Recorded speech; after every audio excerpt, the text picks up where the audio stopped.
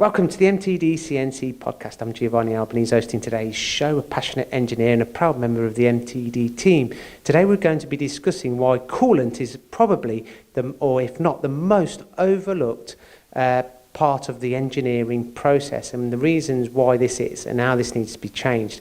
Today we're at ETL Fluid Experts in Yorkshire and I'm joined by James Byron, Managing Director. Welcome, or shall I say, thank you very much for having us, James. Welcome, Gio, you're most welcome. And we're also joined by our very own Lindsay Vickers and our lead presenter at MTD. Wow, thank you very much, Gio. I just want to set the scene for all of our listeners here, just before we begin. We're in a beautiful, really swanky boardroom, beautiful lighting everywhere. We're all sitting down. We've all got a nice drink or a warm coffee. But I can see a Jägermeister in the corner of the room, James. What's that doing here? Why can't we crack that one open? It's a 2-litre bottle. The reason that's there, I had a customer once who liked to do a Jägermeister or two before a business meeting, and so it's kind of a hangover from that. If I get a sore throat, I do like to take a nip during a meeting. Generally without explaining it to anyone, just bring this 2-litre bottle out, whack it on the table, and just pour it and have a little swig and see. Brilliant, I like that. Well, we need to go crack that bottle open. It looks like you've had a good go at it already, James, to be fair. And Lindsay, you can have a drink actually, because you've been chauffeured up here today. Yeah, okay, maybe just give us a few moments. Well, today is a little bit different.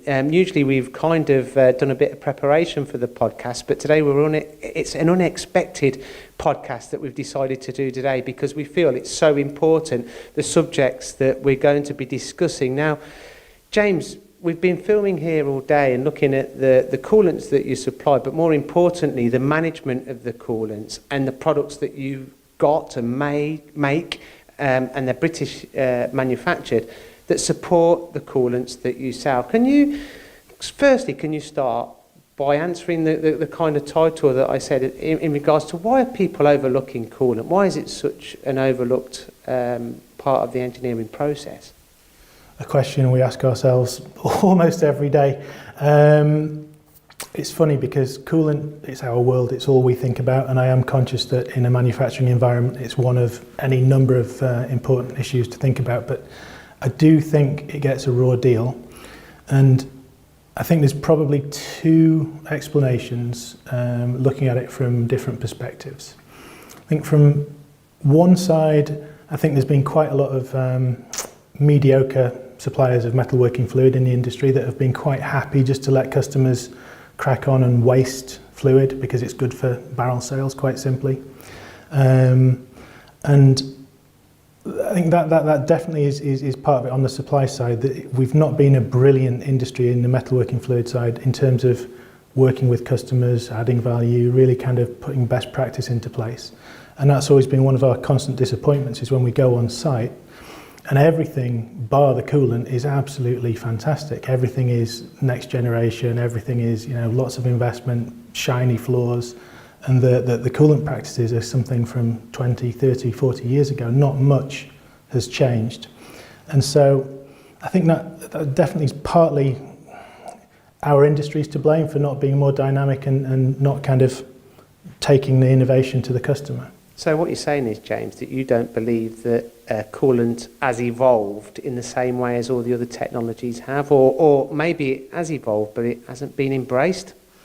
Coolant's evolved over the years, yeah, definitely formulation changes and some improvements and some kind of changes to legislation. So REACH was a big game changer for the industry, took away a lot of additives that were otherwise available and readily available and cheap, and kind of changed the playing field a little bit. But going back to what I was saying before, I think there's kind of two aspects to this. The first one is our industry, the metalworking fluid industry, not necessarily pushing innovation and not necessarily pushing best practice. And I think that in the old days in particular was partly because there's a conflict of interest between an oil company making their fluid last longer and the sales guy needing to get barrels through the front door and to get commission. So real kind of conflict of interest there.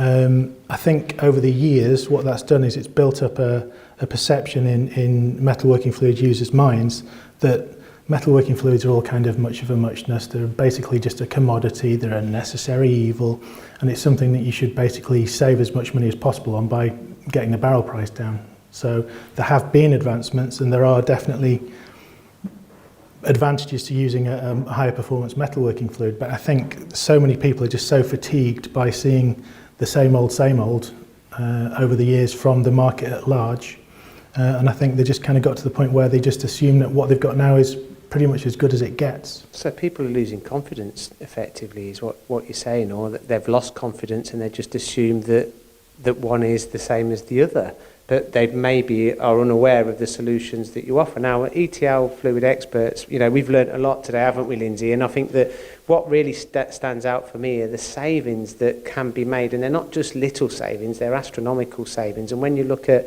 reducing cost per part, I'm just flabbergasted that MDs of companies are not looking into these potential savings. And when we're talking savings, though, how are you as a company able to quantify that to the customer? It's easy for some companies and it's harder for others. So it really depends on what's being made, in what quantities. So one of the sort of big potential savings from getting coolant right would be increased tool life, for example. So it's very easy to measure increased tool life if you're running a sliding head and it's producing thousands of parts in a week or a month. That's really easy, very data driven. If you're a jobbing subcontractor doing different materials and different parts every day, very difficult to get a sort of a level playing field to see what benefit there is from changing metalworking fluid. So it's different, it's horses for courses, and before anyone changes to our metalworking fluid or anyone's metalworking fluid, we always go for a trial. It's quite normal in our industry, and I think a trial is a fantastic way of the supplier putting their money where their mouth is. We do a kind of no-win, no-fee trial, so we'll put the equipment in, we'll put the fluid in, we'll clean the machine out, we'll let it run, and we won't take any payment until such time as the customer has signed off on the trial. Now, a successful trial will be different for every single customer. Some people are looking to hit some kind of, productivity target. Some people are looking to reduce cycle times. Some people are just looking for a fluid that smells nice and makes the machines nice and clean. So everyone has different kind of criteria for what would give them the motivation to move, and we've just got to kind of tailor our trial requirements to what the customer's looking for. And likewise, a trial might take 3 weeks, it might take 3 months, it could even take a year. Wow. I mean, like we always mentioned, it sounds like it's all application specific. Everyone is completely different, and you've got to handle each one independently. Now, let's talk about, not just the coolant, James, because you started your business without coolant. So let's talk about the management of the coolant and the products that you supply to get the best out of the coolant, and something that you've just alluded to previously. Yeah, so I think when you're looking at fluid management, it's the most important aspect of getting value for money from whatever metalworking fluid you're using. And I'd even go so far as to say that if the practices aren't in place, you won't get all the benefits of a high performance lubricant anyway. So it really is kind of starting from the ground up and looking at how the fluid moves through the workshop and making sure that we're getting the most from the fluid at every step of the way. So we don't typically work in the same way that an oil company does. We look at the value for money, we look at the product life, we look at the spin-off benefits from managing it better. I'm not sure if I've answered your question now. Yeah, you have in a roundabout way. I want to kind of touch upon all of the products later on in this podcast that you offer, and the different products and the different applications that they offer. Lindsay, what have you learned from today? What's really stood out for you? Well, we've been able to go on a bit of a tour around the facility, and what I've learned is how you clean all the fluids, and I was really, really interested in that, and maybe people don't quite understand that. Is that, would you say? They don't understand that whole process? Yeah, I mean, again, it varies. Some customers are much kind of more progressed in terms of looking after the fluid than others, but if we go into a typical workshop, it's never a surprise to see tramp oil. It's never a surprise to see swarf causing all kinds of issues building up in the sump. So that a lot of the things that we kind of look to improve upon are common faults, common experiences. But it's so interesting that you say that you have walked into workshops, and am I right in thinking that you've seen people just throw all of, is it the coolant back in? Yeah, that's one of our customers who, for some reason, I think what happened is they topped the machine up, which is good. We encourage people to top the machines up. That's a good start. But they topped it up whilst all the pumps were running, so the system was nice and low. Filled it basically up to the brim, and then all the pumps stopped, and it dumped another 150 litres of coolant into the tank, which subsequently went all over the floor. So the mop and bucket comes out, and they're kind of wringing the mop to get the coolant back out, and they were about to tip it back into the sump if we hadn't stopped them. So that's not normal, but I've almost stopped being surprised by these things. It's not unusual to see some fairly impressive organisations, again with amazing equipment, and just not paying the attention to detail to the fluid. Yeah, I'm just absolutely fascinated, because out in the workshop we can see some of the products that you make, and of course we will come onto it, but you're really just trying to make an engineer's life easier. Like what you said earlier, and I'll repeat it to our listeners, is the fact that you are trying to make it so an engineer can actually concentrate on the machine, the part, the software, and not so much, the kind of, not, I don't know if you want to call it, but the manual labour of having to do that. And that's something you're trying to automate, aren't you, really?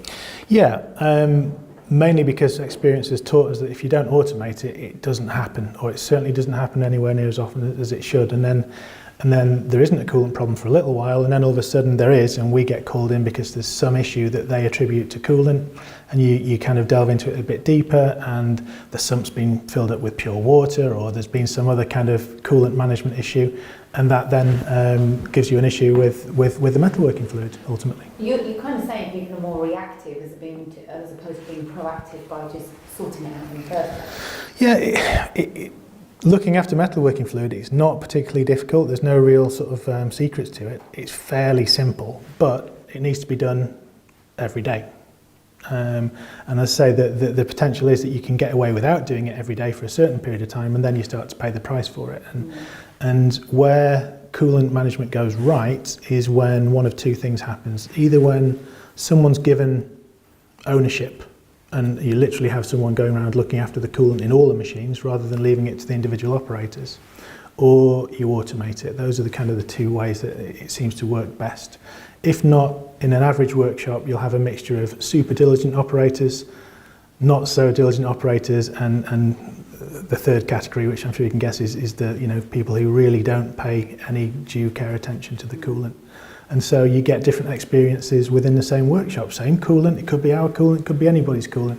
You can break a very high quality coolant by not looking after it properly. If you've got diligent operators, they need a relatively low concentration top up, for example, because they're topping up little and often. So they're replacing a little bit of water that's evaporated away and a little bit of product that's been carried away on the swarf. Same machine, or same type of machine in the same factory, same water, same coolant, different operator. That operator avoids topping his machine up and lets it get down to the point where it alarms out before he tops it up. He needs a much stronger concentration to actually bring his machine back up. Otherwise, he's going to have issues with concentration in the machine. And over a period of time, the guy or the lady who's topping up regularly and often, that machine will work nicely. There won't be any particular issues. The machine that's been allowed to run very, very low and potentially be topped up with a weaker concentration than it should, you're going to get all kinds of issues with that machine. And without knowing the history and without knowing the cause of the problem, that's something that could get blamed on coolant, but is absolutely it's a management issue. And so we've been through the cycle with our customers of bringing them all into a room, giving them half a morning of training, a PowerPoint, whatever it happens to be, giving them a little certificate, coolant competency. And that works in some cases and doesn't work in others. And generally, it works for a while before people fall back to their old ways.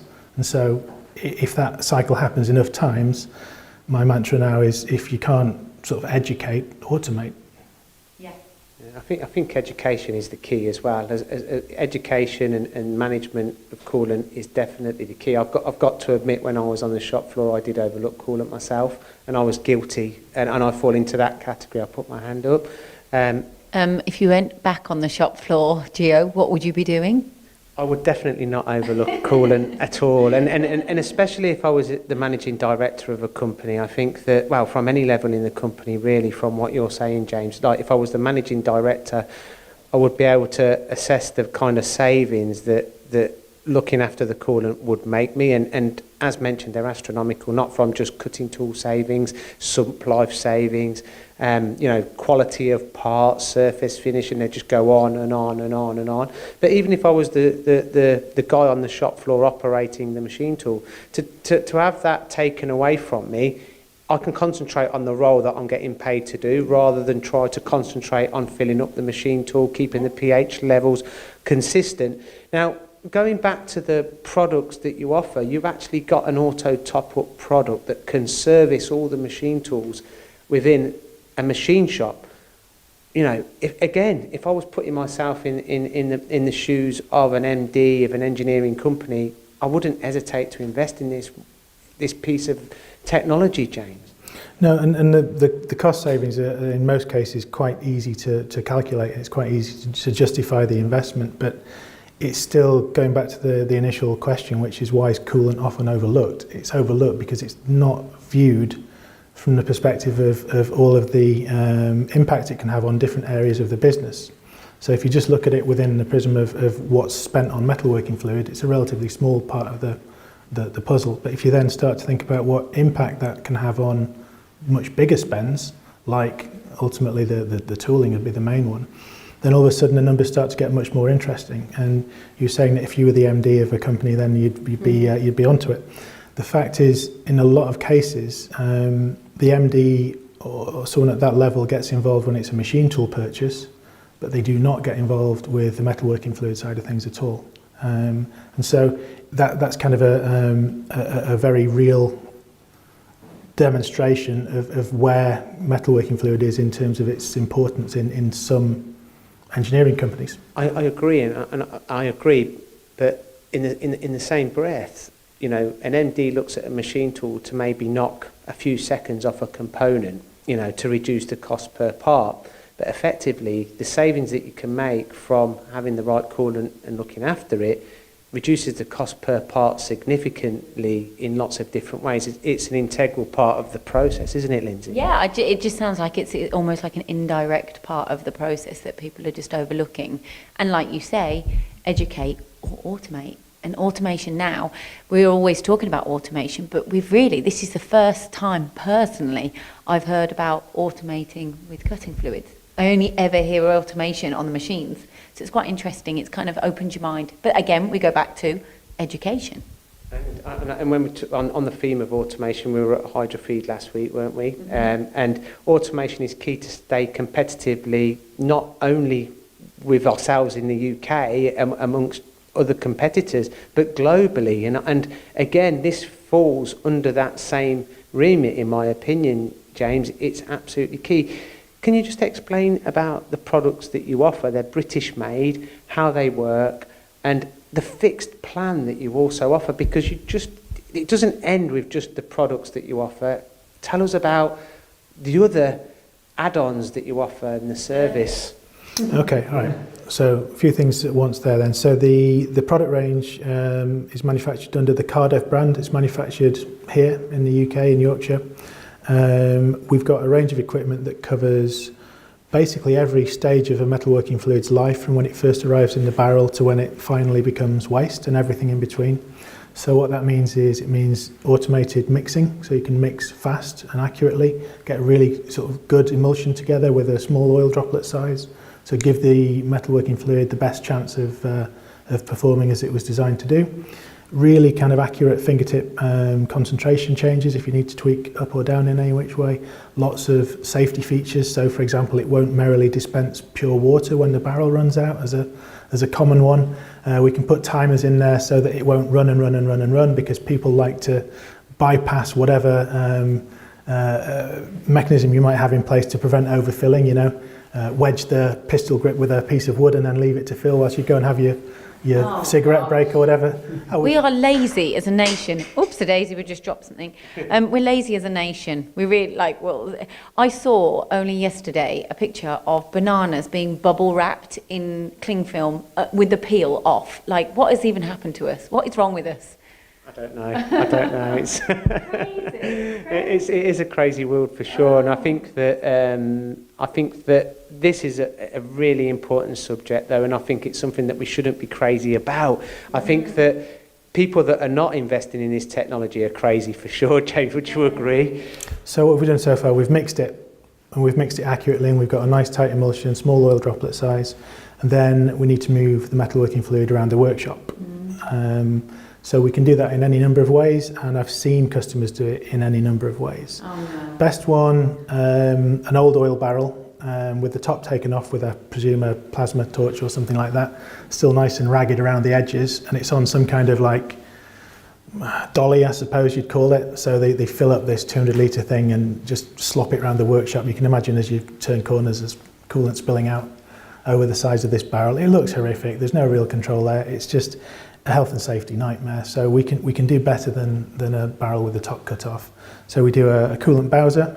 So it allows you to move 200 litres of coolant around the workshop nice and safe. There's an air diaphragm pump on there, so you can dispense your coolant for top up through a petrol pump style dispenser really quick, because if coolant is easy to top up, people are more likely to do it. If it's a pain, they're less likely to do it. So we need to try and kind of break the back of that burden if we can somehow. It sounds like you said earlier to us when we were back in the boardroom, you were like, nothing surprises you now.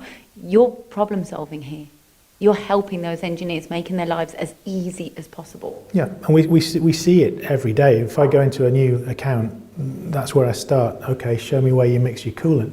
And I watch them mixing it, and I watch them moving it around the workshop. And if you did time and motion on that, some of these people with incredibly slow water supplies, mixing coolant into 25 litre containers, 10 at a time, to then drag them around the workshop on a pallet truck, to then hoik 25 kilos of fluid up onto the tank and fill it up. It's very, very time consuming.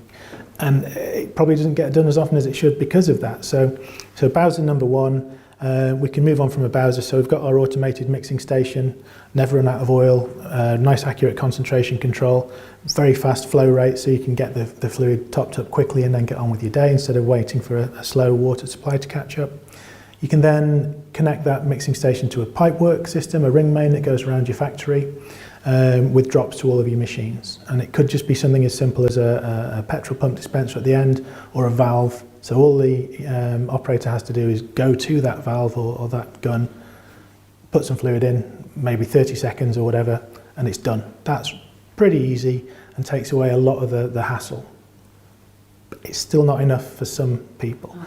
So some people, for whatever reason, they will find that too much trauma, and they'll wait until the machine alarms out. Or if it's a shift work, that's the most amazing thing. So I think metalworking fluid and machine tools, it's a bit like the kitchen bin at my house, which is a strange analogy, but stay with me. So when you've got split shifts on the same machine, then the guy or lady at the end of the shift goes, doesn't quite need topping up yet. I'll leave it for the next guy, that's their problem. And my kids do the same with the kitchen bin. So they take your banana skin, Lindsay, from before, and they open the bin, and there's just enough space to just precariously balance it. Shut the lid, and then it's the next person's problem that comes along. Same thing happens with metalworking fluid when there's shifts happening there. So you do get people just going, the next guy will sort it, the next guy will sort it. So the final kind of stage of automation on the topping side, we've got our mixer, we've got our pipework that takes coolant to all of the machines, and then we've got an automatic top-up unit. So it senses with a coolant probe, it senses when the coolant level's low, tops it up, and no one has to touch it, no one has to do anything. I think that it's been a true education, and there's lots of videos on your products that will be released soon on the MTDCNC platform. So if you're listening to this podcast, please visit the MTDCNC website to learn more about ETL and the products that they offer. We're just coming to the end of this podcast, unfortunately. I think we could all talk for at least another half an hour, and maybe we need a round two. I'd like to just end it on another analogy that you used today, James, where you mentioned about getting the correct processes, like giving them paying for the barrels.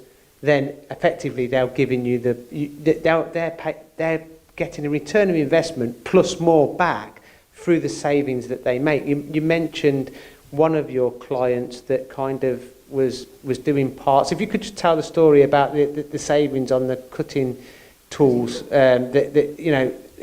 astronomical. If we could leave it on that example, and then your roundup, Lindsay, that'd be great. Yeah, sure. So this was a customer who was one of those perfect customers where they did have very good data. They were doing parts consistently, so they could measure.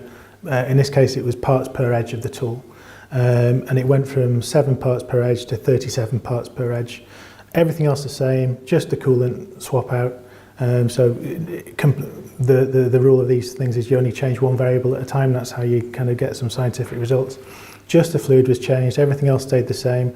No changes in speeds and feeds, 7 parts to 37 parts. If you can look at that as an example of what we can do for tooling, I have to say that's a very good example, but they normally are pretty impressive. It's only one aspect, Dad. Only one aspect of everything that we discussed. But just take that on its own, and there's normally a ratio of coolant spend to tooling spend, and it's about 10 times the tooling spend per the coolant spend-ish, give or take.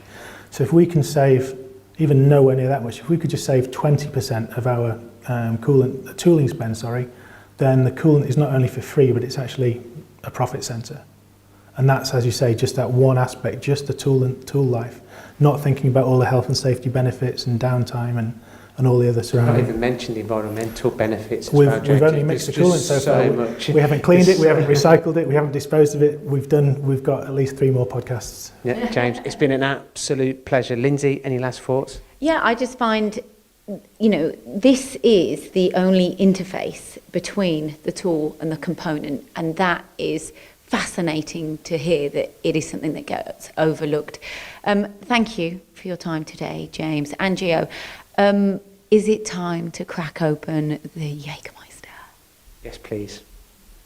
There's actually some Café Patron in the fridge, so that's cool. I'd probably rather have a chilled drink than a room temperature. I think it's time. It's after 5 o'clock. It's fine. Yeah, it's fine. So let's have a little tipple. So there you have it, the MTD podcast. We're going to go off for a cheeky drink now, but if you've enjoyed this podcast, please comment and subscribe to the podcast. Let us know what you think. If you've got any questions whatsoever, don't be shy to contact ETL Fluid Experts Direct. And that's it for the MTD podcast.